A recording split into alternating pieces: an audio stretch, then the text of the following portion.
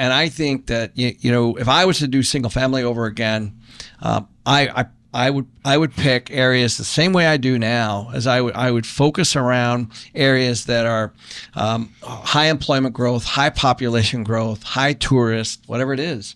And we do the exact same thing every single time. You know, our model doesn't change at all.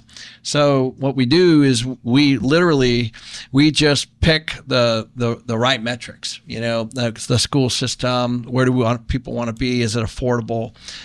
And you know, I have friends, like I'm going to Wisconsin in a little while. I got a buddy up there that owns like 180 homes, you know, and he's crushing it. And he's like, yeah, he just pays them off. And he's like, every time I need something, I just sell one or two and I go, you know, buy this or buy that.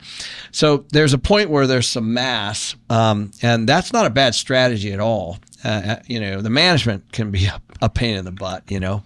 But I mean, I like the banter. I mean, I own hundreds of single family units specifically out here, and you know, people say all the time, "How come you don't become Ken Macor? How come you don't go buy multifamily?" You become an expert at one specific thing. So I think part of your question, to jump over to something when you're an expert at something and it's already working, why incur that risk? I mean, I'm curious too. Do you think there's better appreciation? Maybe there's potentially easier banking for the multifamily and aggregation, but from a single family perspective, I've personally seen more appreciation on my portfolio than I've seen against multifamily. Bingo. Yeah. So here's the thing. I've made this mistake a lot. Like I jumped into condos. Like I did those projects. I did self-storage. I did office. I did land development. I did, you know, I bought 200 acres and did, you know, 10 acre, you know, estates. And like, like what happens is you're like, oh, you know, real estate's real estate. I can do anything. Your learning curve's like this, right? Yeah. And I always messed it up. Yeah. Like I knew the basics, right? I knew my lenders. I knew the equity and all that kind of stuff. But you don't know what you don't know. Like even on my office building, I was like, every single move out was like 100, 200 grand, you know what I mean? For TIs and stuff. And I was like, oh geez, like I didn't budget for that. Right. You know, and so there's all these things that you know, there's nuances in, you know, so I'm a big believer of stay in your lane. And, you know, I've got the heck beat out of me. I just stay in my lane now. I just do multi. That's it.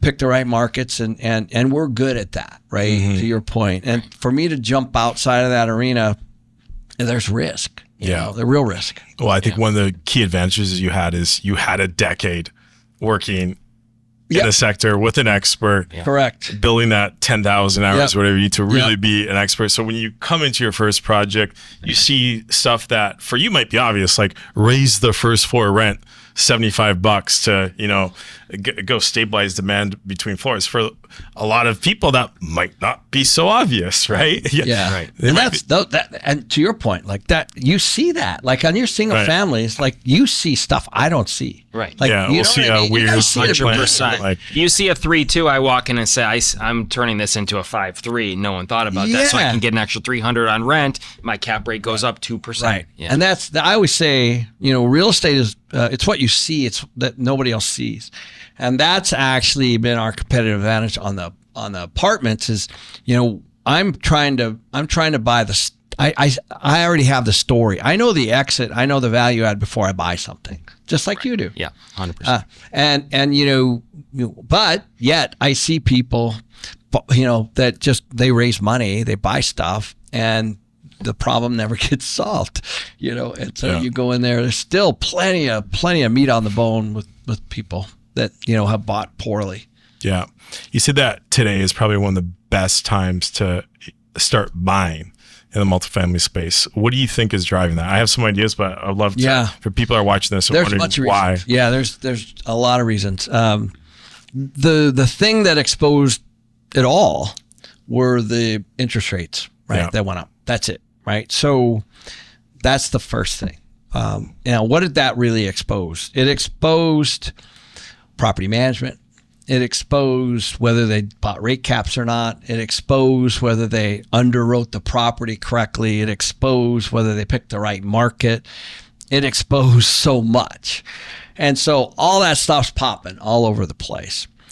The syndicator or the owner that uses the right management company that helped them buy or is helping them through this time, is in the best shape.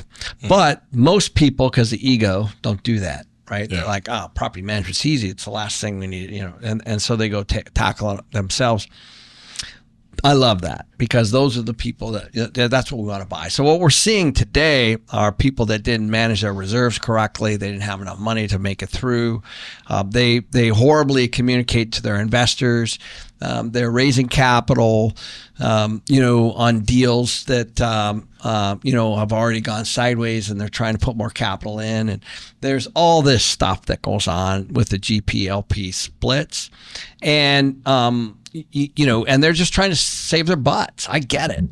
But it's all getting exposed. And so what's happening now, so that's number one. And so what happens when interest rates go from, let's say, 4 to 6 or 7, there's no cash flow, period. All things being equal, rents being the same, expenses being the same, they don't cash flow.